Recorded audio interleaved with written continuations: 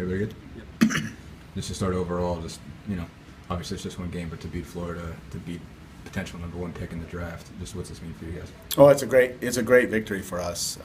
That was a good baseball game. That was a good baseball game by both teams, and great play in center field, spectacular play in center field by Brody. Zach Warren stepped up when he had to. Andy Cox comes in and pitches like a senior supposed to in those kind of situations. A great inning after they tie the game of just executing, getting hit by a pitch, sacrifice them over, base hit, then a triple, and a sacrifice fly after that. A lot of good things done by us, and you got to give our kids credit. They're obviously they've been down in the dumps. There's we had a rough weekend last weekend. We lose last night. We lose a player to help our team this weekend. Very easily they could just put their head down, but they won't. They're just going to keep fighting, and I'm proud of them for that. And it just goes to show, this team has continued to show that, when we play together and we do more things right than wrong, we can beat anyone in the country. We haven't done that enough, but they show resiliency, and I'm proud of them. You talked about the catch by Brody. When that ball comes off the bat, do you think he's got any chance? I actually think it's 5-4, to be honest with you. Yeah. When it was hit, I thought the guy got it pretty good, the way the wind's blowing out that way. But I saw that young man running as fast as he could, and my only fear was the ball going to get to the wall before Brody got to the wall. But Brody beat the ball to the wall, and it was a spectacular catch. He showed it a little bit earlier on the fly ball to left field, where he called it right when the ball was hit, and the ball ends up straight left field. But you can't fault him. That ball got to the wall too quickly, and that's why he didn't get it. Probably called a little early, but that was a great play, and that along with other things helped us win today. He's obviously can cover a lot of ground. We've seen that from the last 2 years, basically. Have you ever seen him make a play like that, whether in practice or anything else? Well, I see him all the time out in there running the balls down in BP, and he does some spectacular things. He covers. He's a great center fielder. I know. Their guy Reed is really good too, but I'd put Brody up there defensively with him. And the thing with Brody that I'm proud of is I kind of go back, I said this on the radio, I go back to last year with Jordan Rogers. When Jordan got in there every day, you started to see him mature. You've seen this with Brody now. He's getting at-bats. He's taking good at-bats. And it's just going to show he knows he's showing up every day to be in the lineup, and it's making it easier for him to perform. What's better about his approach offensively right now?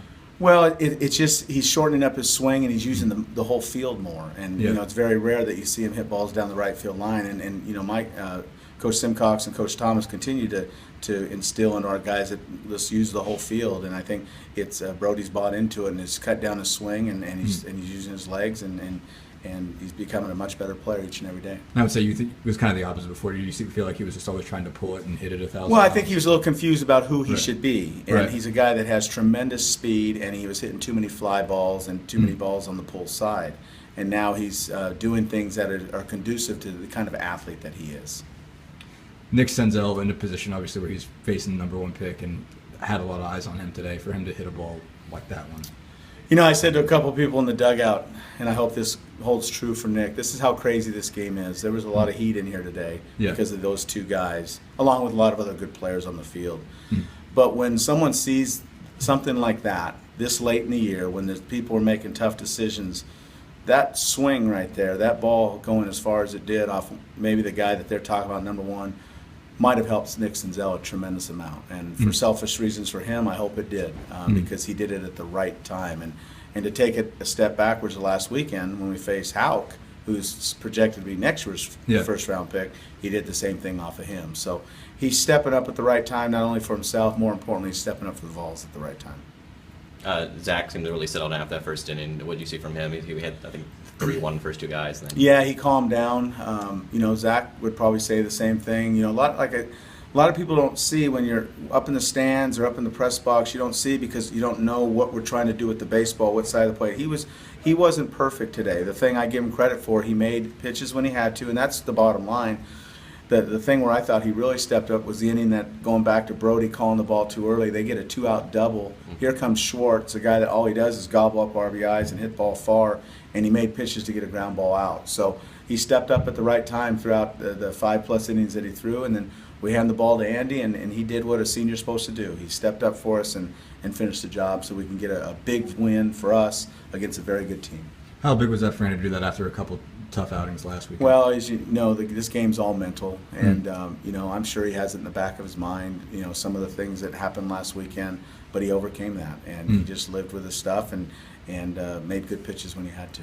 Do you think Nick's more comfortable against pitchers with higher velocity? You know, he mentioned that he just kind of slowed down his swing and let the velocity kind of take it out. Well, and I think that's what guys need to learn to do. Is sometimes I see from the side. I made a comment to Benito during the game when he was facing puck that he was trying to swing to the speed of the pitch, and you allow the pitcher to supply the power. And I don't think Nick swung real hard. He had a good swing on it, and the ball carried.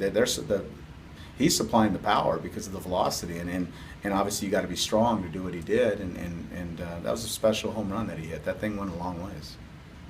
Okay, thank you. Thank you. Thanks, Ed.